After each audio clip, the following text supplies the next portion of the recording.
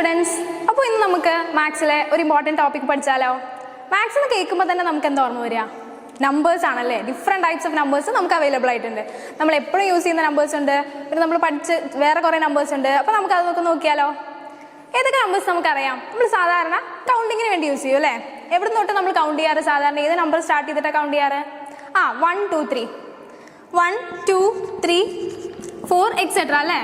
ഇങ്ങനെ പോകുന്ന നമ്പേഴ്സിന് നമ്മൾ എന്താ പറയാറ്? ഇത് എന്ത് നമ്പേഴ്സ് ആണ്? നാച്ചുറൽ നമ്പേഴ്സ് ആണ്. Correct, natural numbers. ഇനി ഞാൻ ഈ നാച്ചുറൽ നമ്പേഴ്സിന്റെ കൂടെ 0 കൂടി ആഡ് ചെയ്താ 0 1 2 3 4 ഇത്തരത്തിലുള്ള നമ്പേഴ്സിന് നമ്മൾ എന്ത് പറയും? ഇത് എന്ത് നമ്പേഴ്സാ? 0 കൂടി നാച്ചുറൽ നമ്പേഴ്സിന്റെ കൂടെ ആഡ് ചെയ്ത് കഴിഞ്ഞാൽ നമുക്ക് എന്ത് പറയാം? ഇവരെയാണ് ഹോൾ നമ്പേഴ്സ് എന്ന് പറയുന്നത് അല്ലേ? ഇതൊക്കെ നമ്മൾ വളരെ ചെറിയ ക്ലാസ്സിൽ പഠിച്ചിട്ടുള്ളതാണ്. ഇനി വേറെ ഏതൊക്കെ നമ്പേഴ്സിനെ കുറിച്ച് നിങ്ങൾക്ക് അറിയാം? നമ്മൾ മാത്തമാറ്റിക്സിൽ നെഗറ്റീവും പോസിറ്റീവും സീറോവും എല്ലാം കൂടി വരുന്ന ഒരു ടൈപ്പ് ഓഫ് നമ്പേഴ്സ് ഇല്ലേ? അതെന്ത് നമ്പേഴ്സാ? ഇൻഡിജേഴ്സ് ആണല്ലേ. ഇൻഡിജേഴ്സിൽ എന്തൊക്കെ വരും? നെഗറ്റീവ് നമ്പേഴ്സ് വരും. അപ്പോൾ ഒരു -2 -1 0 വരും, പിന്നെ 1 2 3 എക്സെട്ര അങ്ങനെ പോവും. ഇത്തരത്തിലുള്ള നമ്പേഴ്സ് ഇൻഡിജേഴ്സ് ആണെന്നും നമുക്കറിയാം. ഇതൊക്കെ നമ്മൾ പഠിച്ചിട്ടുള്ളതാണ്. ഇനി നമ്മൾ ഇന്നത്തെ ക്ലാസ്സിൽ പഠിക്കാൻ പോകുന്നത് എന്താണ് ഒരു റാഷണൽ നമ്പർ എന്നാണ്. ഓക്കെ, നമ്മൾ പഠിക്കാൻ പോകുന്നത് എന്താണ് ഒരു റാഷണൽ നമ്പർ. റാഷണൽ നമ്പർ എന്ന് കേട്ടിട്ടുണ്ടോ? എങ്ങനെയായിരിക്കും റാഷണൽ നമ്പേഴ്സ് ഉണ്ടാവുക എന്നറിയോ? ഈ റാഷണൽ നമ്പറിന് ഒരു ഫോം ഉണ്ട്. സാധാരണ നമ്മൾ ഈ പറയുന്ന നമ്പേഴ്സ് പോലെ തന്നെ ഇതിനൊരു ഫോം ഉണ്ട് റാഷണൽ നമ്പേഴ്സിന്. അതായത് P/Q ഫോം എന്ന് പറയും. ഈ നമ്പേഴ്സ് ഉണ്ടാവുക ഈ ഫോമിലായിരിക്കും. P/Q എന്ന് പറയുന്ന ഫോമിലാണ് നമ്മൾ റാഷണൽ നമ്പേഴ്സ് ഉണ്ടാവുക. Okay, P/Q form. ഇവിടെ പിയും ക്യൂവും എന്തായിരിക്കും എന്നറിയോ? ഇവിടുത്തെ നമ്മള് P ആൻഡ് Q എന്ന് പറയുന്നത് ഇൻഡിജേഴ്സ് ആയിരിക്കും. അതായത് പിക്കും ക്യൂക്കും എന്തൊക്കെയാവാം? പിനും ക്യൂനും നെഗറ്റീവ് ആവാം, പോസിറ്റീവ് ആവാം. പക്ഷെ ഒരു കണ്ടീഷൻ ഉണ്ട്, Q 0 ആവാൻ പാടില്ല. ഓക്കെ, Q എന്താവാൻ പാടില്ല? Q മാത്രം 0 ആവാൻ പാടില്ല. പിക്ക് 0 ആവാം, പക്ഷെ Q ഒരിക്കലും 0 ആവാൻ പാടില്ല. ഇതാണ് നമ്മുടെ റാഷണൽ നമ്പേഴ്സിന്റെ കണ്ടീഷൻ. എന്തൊക്കെയാണ്? ഒന്നാമത്തെ കാര്യം, ഇത് P/Q ഫോമിലാണ്. ഇതിൽ P ആൻഡ് Q എന്ന് പറയുന്നത് ഇൻഡിജേഴ്സ് ആണ്. അതുപോലെ തന്നെ ഈ ഡിനോമിനേറ്റർ ഒരിക്കലും എന്താവാൻ പാടില്ല? 0 ആവാൻ പാടില്ല. ഇങ്ങനെയുള്ള നമ്പേഴ്സിനെയാണ് നമ്മൾ റാഷണൽ നമ്പേഴ്സ് എന്ന് പറയുന്നത്. Okay, rational. ഇനി നമുക്ക് കുറച്ച് എക്സാമ്പിൾസ് ചെയ്ത് നോക്കിയാലോ? എന്താണ് ഒരു റാഷണൽ നമ്പർ, എങ്ങനെയാണ് അതിനെ നമ്മൾ ആഡ് ചെയ്യുക, സബ്ട്രാക്ട് ചെയ്യുക, മൾട്ടിപ്ലൈ ചെയ്യുക, അതിൻ്റെ ഓപ്പറേഷൻസിനെ കുറിച്ച് നമുക്ക് ജസ്റ്റ് ഒന്ന് നോക്കാം. ഇനി നമുക്ക് റാഷണൽ നമ്പേഴ്സിന്റെ കുറച്ച് എക്സാമ്പിൾ നോക്കാം അല്ലേ? നമ്മൾ പറഞ്ഞു ഇത് എന്ത് ഫോമിലായിരിക്കുന്നത്? P/Q ഫോമിലാണ്. അപ്പോൾ ഈ ഫോമിൽ ഉള്ള നമ്പേഴ്സ് ആയിരിക്കും ഇതിന്റെ എക്സാമ്പിൾ. അപ്പോൾ നമുക്ക് 2-3 എക്സാമ്പിൾസ് എഴുതിയാലോ? എന്തൊക്കെയായിരിക്കും എക്സാമ്പിൾസ്? 3/2 ഒരു റാഷണൽ നമ്പർ ആണോ? ഇത് എങ്ങനെയാണ് നമ്മൾ റാഷണൽ നമ്പർ ആണോ ചെക്ക് ചെയ്യുക? ഇതിന്റെ ഫോം P/Q ആണല്ലേ. ഇവിടെ നമ്മൾ ഈ രണ്ട് നമ്പേഴ്സും ഇൻഡിജേഴ്സ് ആണോ? 3 and 2 ഇത് രണ്ടും ഇൻഡിജേഴ്സും ആണ്.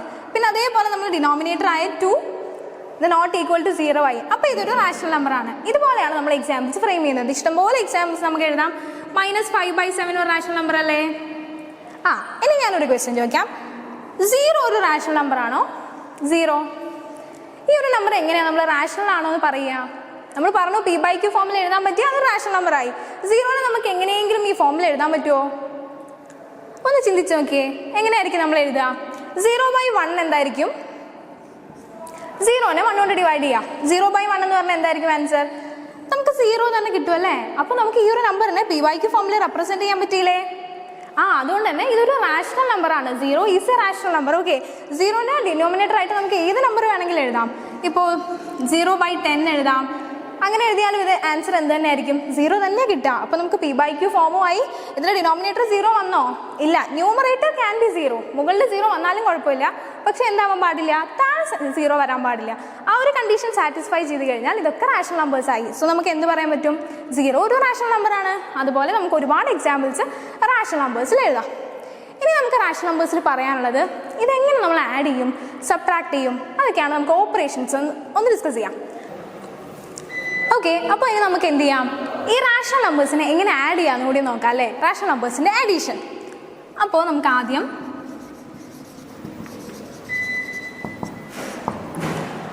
നമുക്ക് എന്ത് ചെയ്യാം? രണ്ട് ചെറിയ റാഷണൽ നമ്പേഴ്സിനെ എടുക്കാം. ഫോർ എക്സാമ്പിൾ നമുക്കിപ്പോൾ ഒരു 3/2 5/4 എടുത്താലോ? ഈ രണ്ട് റാഷണൽ നമ്പേഴ്സിനെ നമ്മൾ എന്ത് ചെയ്യാനാണ് പോകുന്നത്?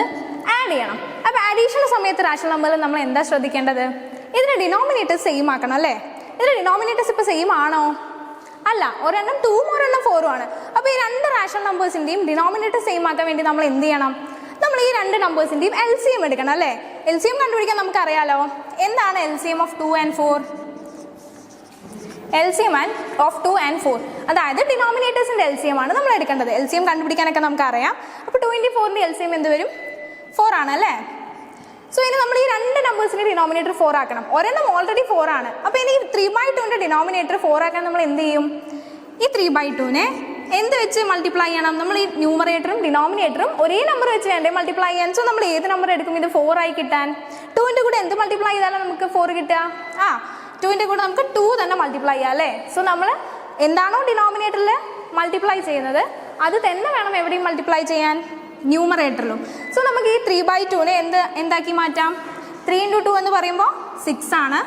6/4 എന്നായി. അപ്പോൾ നമ്മൾ 3/2 എന്ന റാഷണൽ നമ്പർ എന്തായി? 6/4 ആയി. ഇനി ഈ റാഷണൽ നമ്പർ ആണ് നമ്മൾ എന്തിൻ്റെ കൂടെ ആഡ് ചെയ്യേണ്ടത്? ഈ പറയുന്ന 5/4ൻ്റെ കൂടെ ആഡ് ചെയ്യേണ്ടത്. സോ നമുക്ക് ഇനി ഒന്ന് ആഡ് ചെയ്യാം. 6/4 + 5/4 അല്ലേ?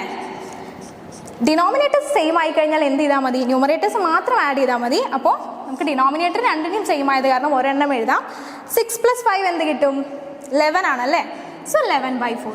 ഇങ്ങനെയാണ് നമ്മൾ രണ്ട് റാഷണൽ നമ്പേഴ്സിൻ്റെ അഡീഷൻ ചെയ്യാം. ഒരൊറ്റ കാര്യം മാത്രമേ നമ്മൾ ശ്രദ്ധിക്കാനുള്ളൂ. എന്താണ്? ഇവരുടെ ഡിനോമിനേറ്റേഴ്സ് അത് എപ്പോഴും സെയിം ആയി കഴിഞ്ഞാൽ മാത്രമേ നമുക്ക് ആഡ് ചെയ്യാനും പറ്റുള്ളൂ. ഇനി ഇതേ പ്രോപ്പർട്ടി തന്നെയാണ് നമ്മൾ സബ്ട്രാക്ഷനിൽ പഠിക്കുക. അപ്പോൾ നമ്മൾ ഇന്നത്തെ ക്ലാസ്സിൽ നോക്കിയത് എന്താണ് റാഷണൽ നമ്പേഴ്സ് എന്നും റാഷണൽ നമ്പേഴ്സിൻ്റെ ഓപ്പറേഷൻസിൽ ഫസ്റ്റ് വണ്ണായ അഡീഷനുമാണ്. ഇത് കൂടാതെ റാഷണൽ നമ്പേഴ്സിന് സബ്ട്രാക്ഷൻ, മൾട്ടിപ്ലിക്കേഷൻ, ഡിവിഷൻ, ബാക്കി ഓപ്പറേഷൻസ് ഒക്കെ ഉണ്ട്. അത് നമുക്ക് ഇനി നെക്സ്റ്റ് ക്ലാസ്സിൽ നോക്കാം. Thank you.